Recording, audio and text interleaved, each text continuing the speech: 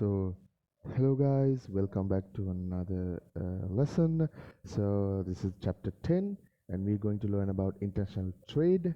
A very simple lesson, a short one. So, we're going to look about international sales of goods, and so chapter contains international trade, financial trade, and transportation trade. So these three topics we're going to cover in pretty much in depth and in also in shortened form. And let's get into it. So, introduction to international trade. So, Incoterms. So these are like uh, special trade terms which are used in international sales of good. These trade terms may have different meanings in different countries, such as in Sri Lanka we have this Chamber of Commerce, International Chamber of Commerce, and then it the one who promotes these kinds of international trades and about looking after the welfare of the commerce value in pretty much in the Sri Lanka. It is the one who set terms which have universal meanings, which are called Incoterms. So says that the purpose of Incoterms is to give internationally accepted definition and rules of interpretation of the most common commercial terms used in international trade. Way of Incoterms, the parties to an international trade transaction have the option of incorporating these Incoterms into their way of contract. So, reason we are using Incoterms is who is responsible for the cost of transporting of goods, including insurance, taxes, and duties, where the goods and should be picked up from the transported, and who is responsible for the goods and each step during transportation. And the Incoterms is legally enforceable part of sales and contracts, either to avoid disputes when something goes wrong or help resolve disputes which go to litigation. Exactly. So, main types of international sales of goods: free on board and cost of freight, cost insurance and freight. So we will now discuss of what are these two terms. These are main types, but I'm pretty sure there are others as well.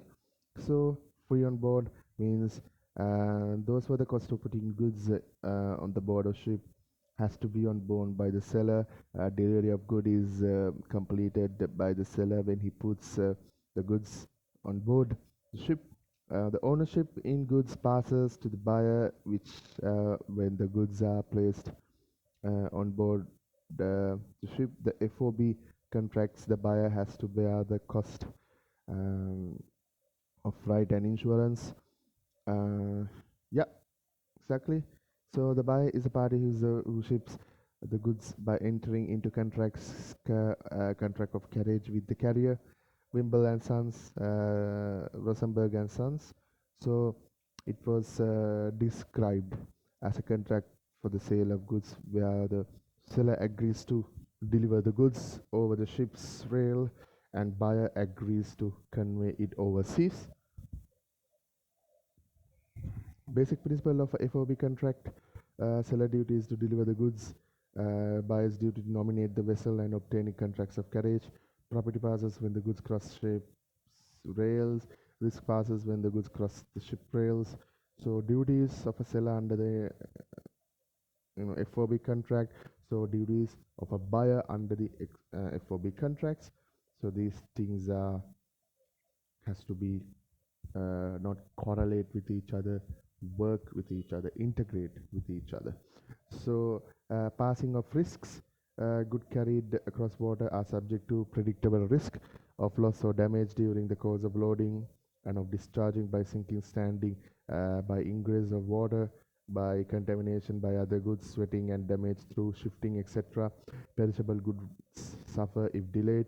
Risk passes when the goods cross the ship's rail. Passing of property in FOB contracts: property generally passes when the goods across the ship's rail, where goods from the part of a bulk property will pass upon their ascertainment.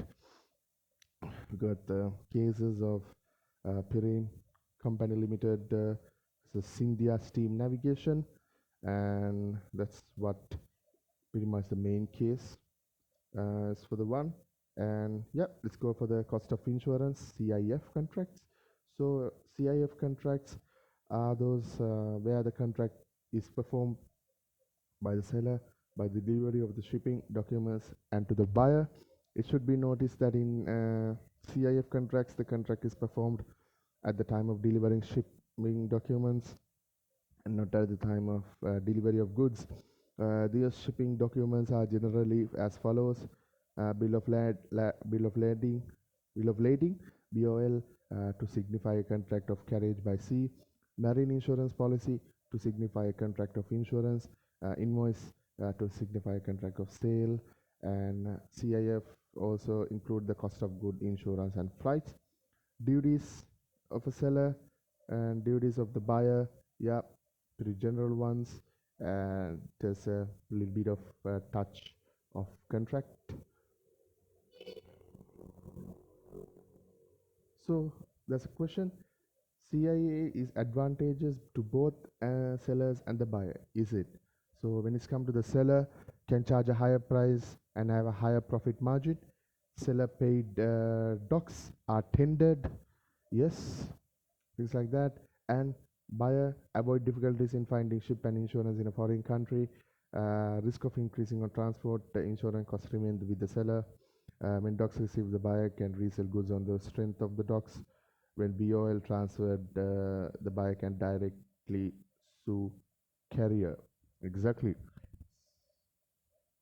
So there's always things that you have to look in the areas, in the facts. What are the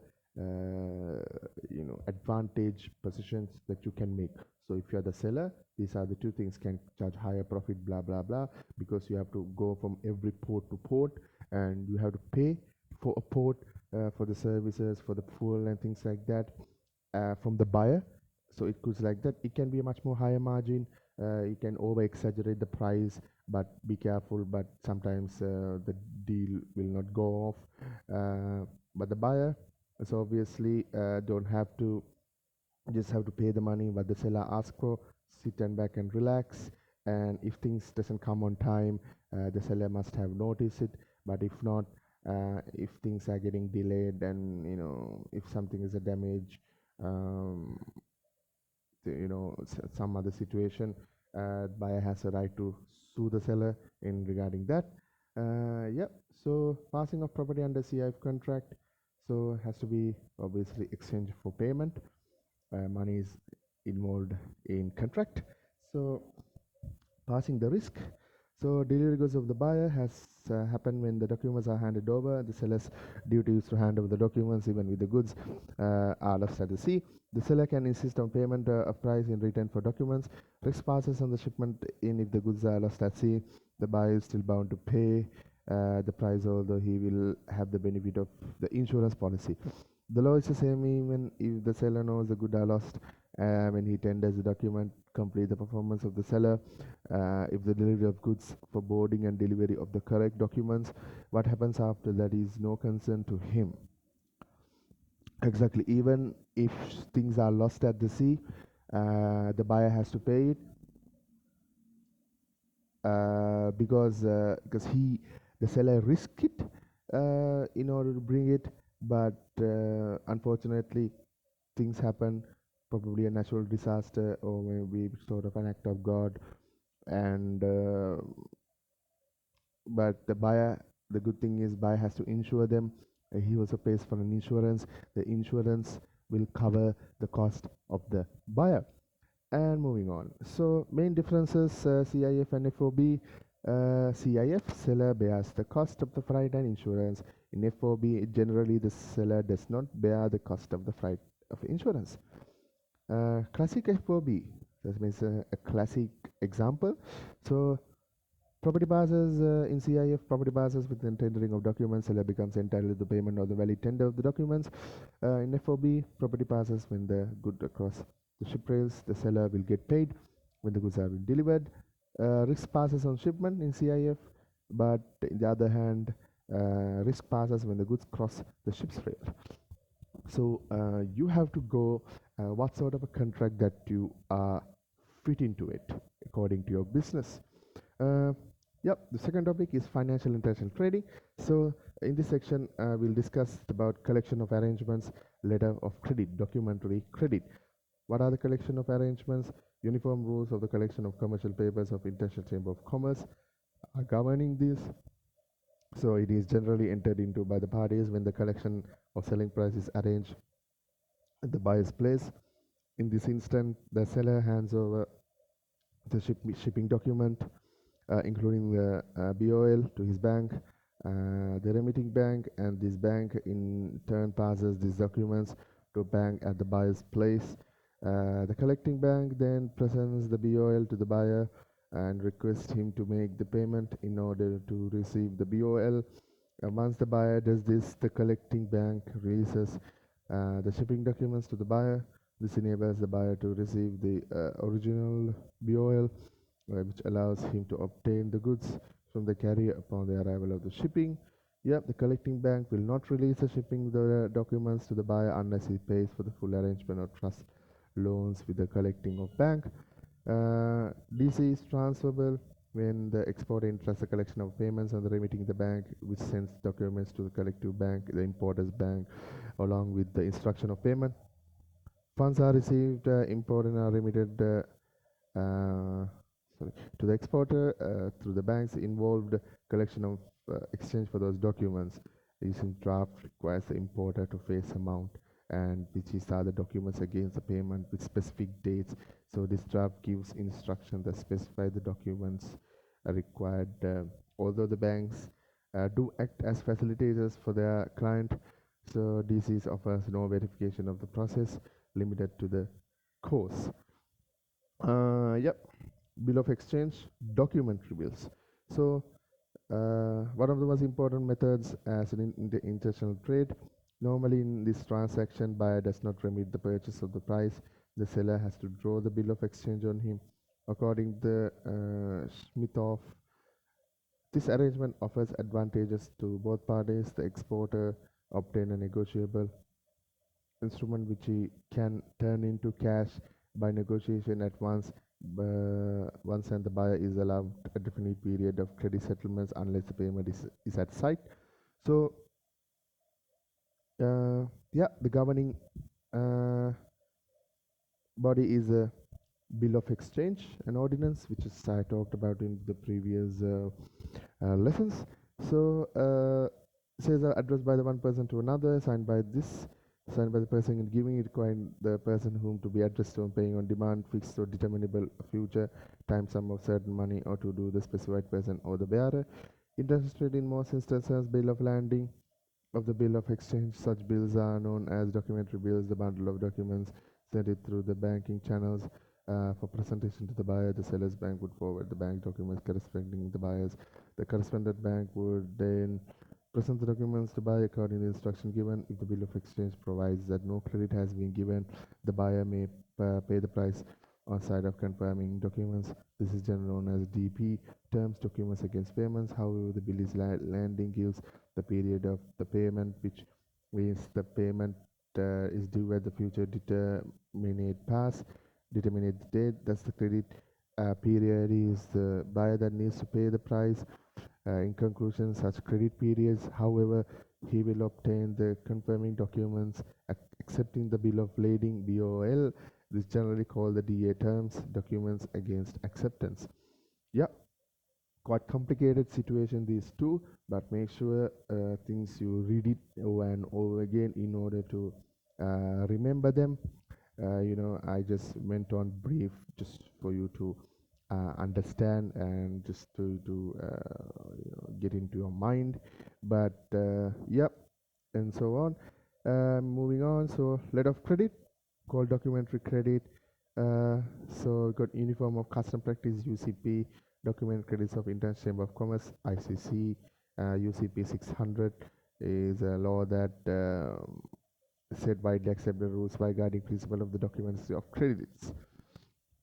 So letter of credits, LC, is document recommended given by a bank of behalf of Stating of shipments made to the seller, providing that terms and conditions stated in the fulfillment, the technical use of credit documentary. It's a document credit. The LC is more secure instrument payable available to international traders.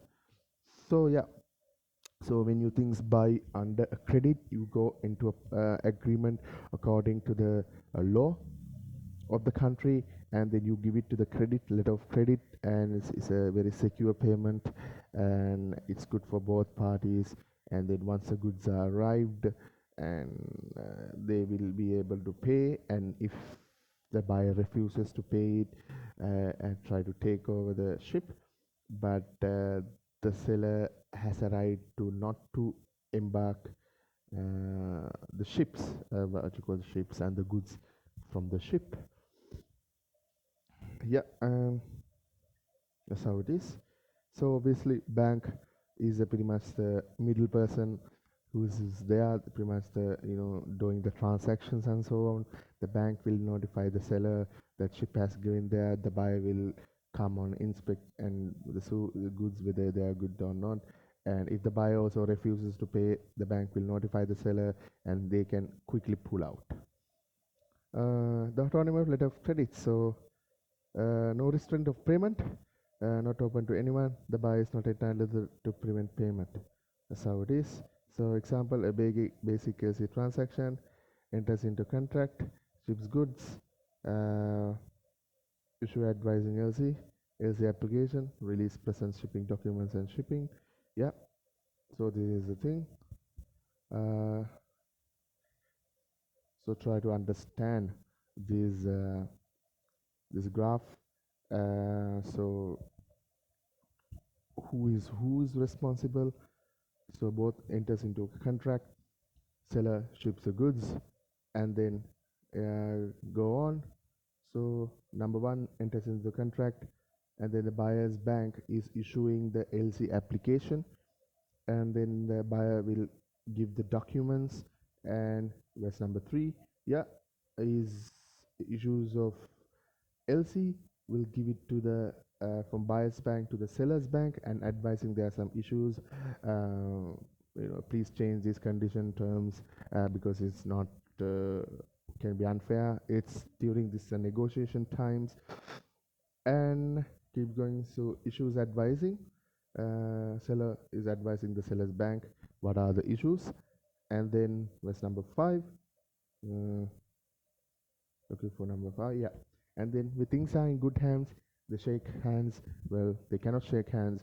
They agree. They give thumbs up, and then seller ships the goods, and then it presents shipping documents in the shipping present shipping documents in shipping. So when it arrives to the harbor, it shows to the buyer. Buyer can come and inspect them. Yeah, things in good hands. All right. And then from 6th, let's go to the present shipping documents. Look at the documents and say, yep, everything is clean, everything is good and order.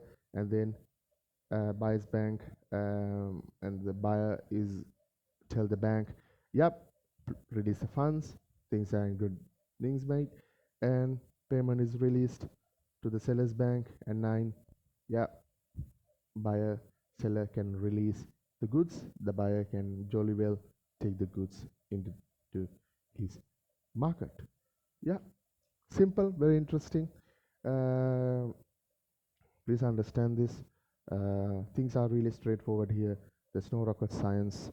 You know, if you keep reading things, and then once you read them, it'll be really easy to understand.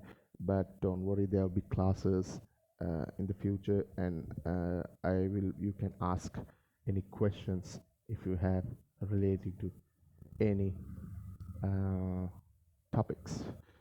Yeah, moving on, types of letters of credits. So types of LCs, we got uh, irrevocable LC.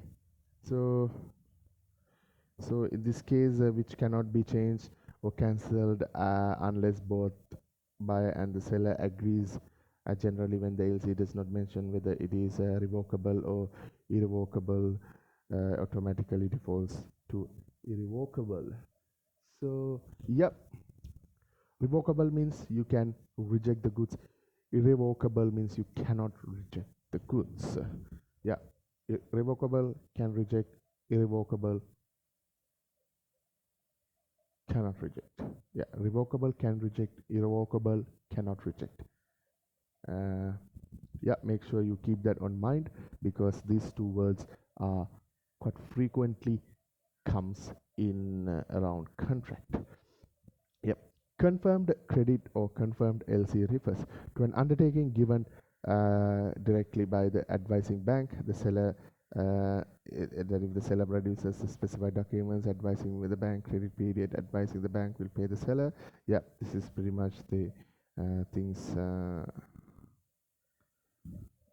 that I explained in the graph. So moving on.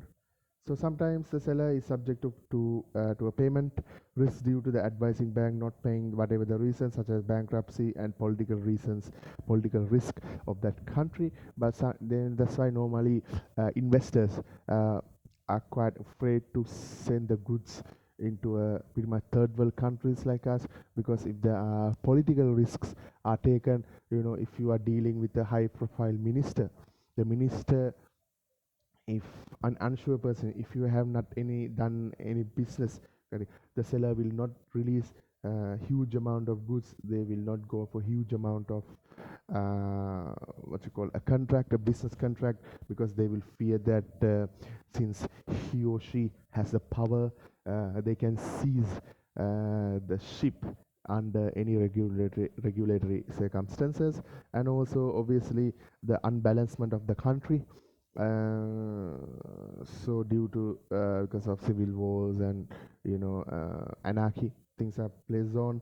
And also if the country is bankrupt, is going on a bankrupt, and if the shares are not doing good, they has the authority to not issue some goods. But normally in political risks, they normally assign a small amount of goods. Okay, first of all, you do with this good, and then we'll see. And then by the time it goes on, the trust will build and they will do business.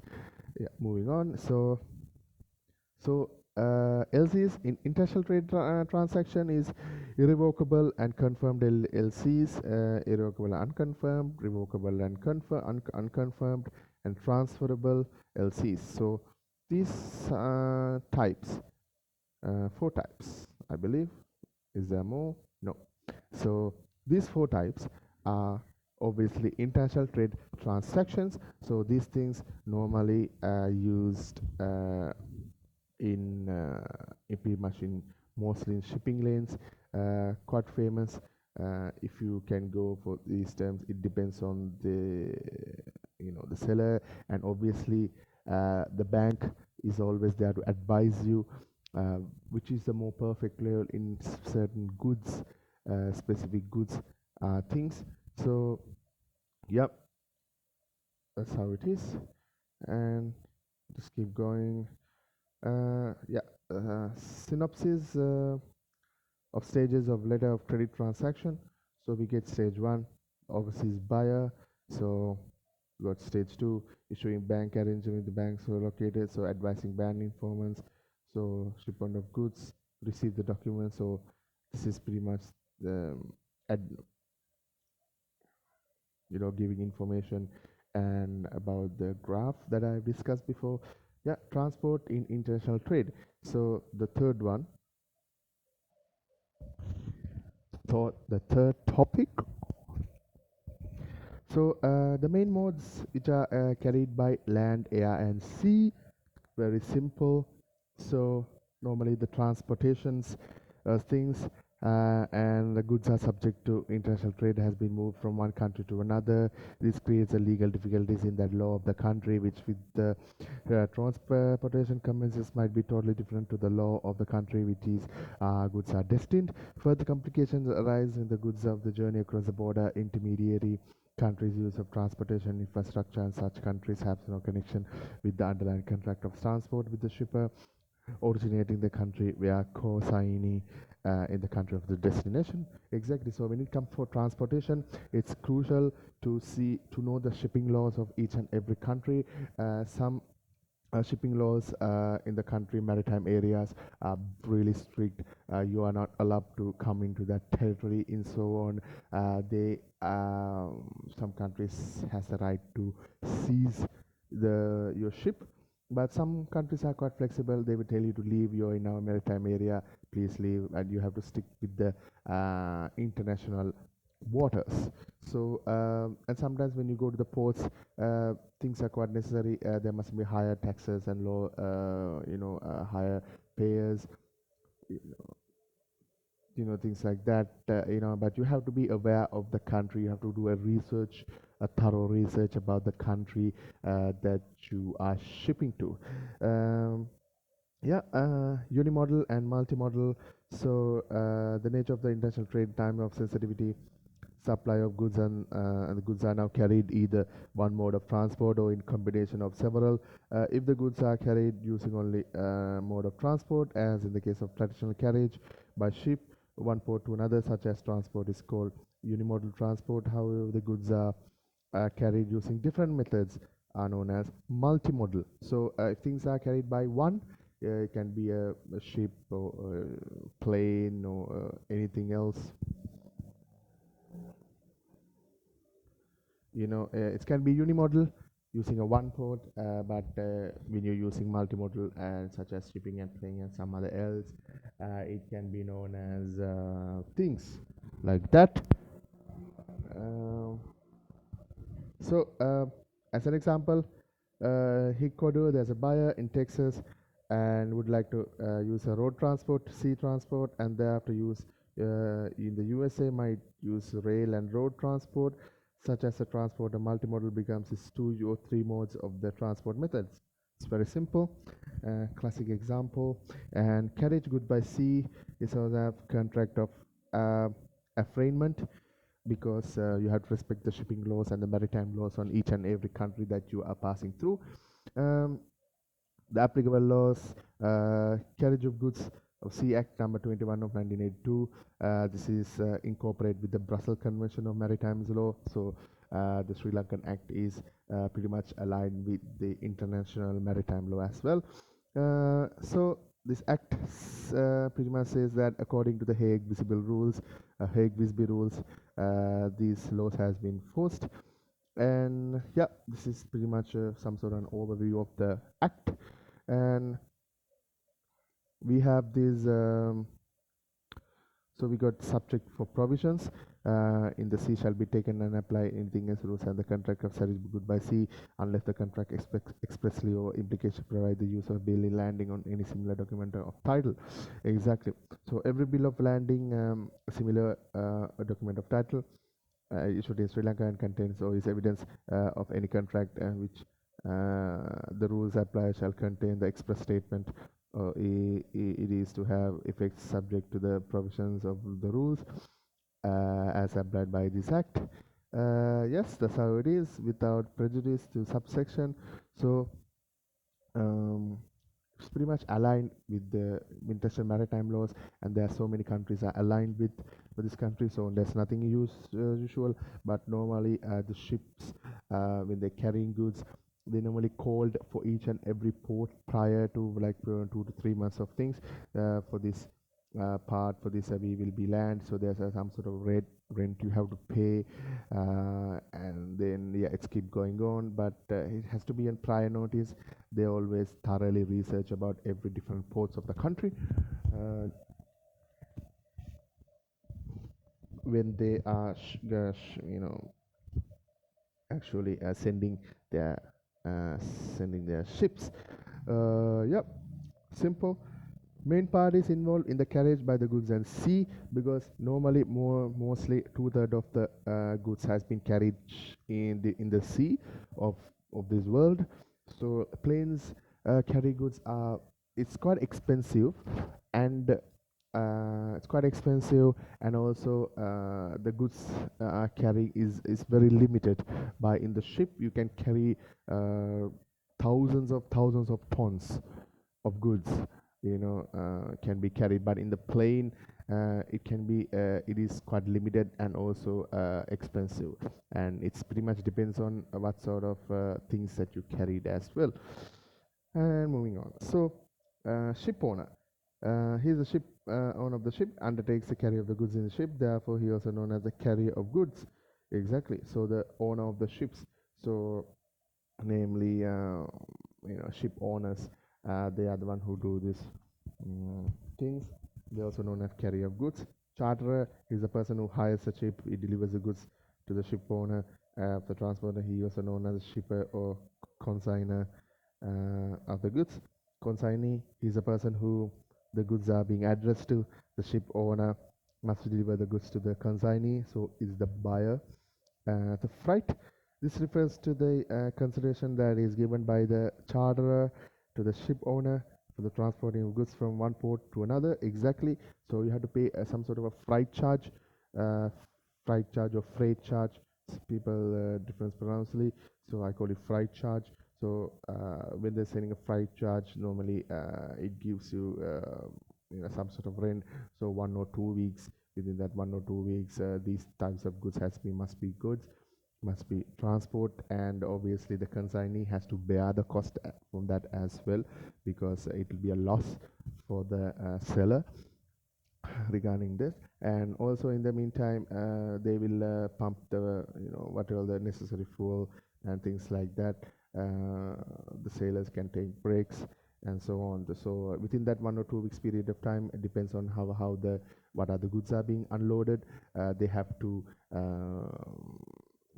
stay in that within the 1 or 2 weeks. But if they are staying more, they have to do a prior request, and they will obviously there's money involved, and then either they can stay in the same place, but if there's another ship coming has been booked prior, they have to move into a different terminal.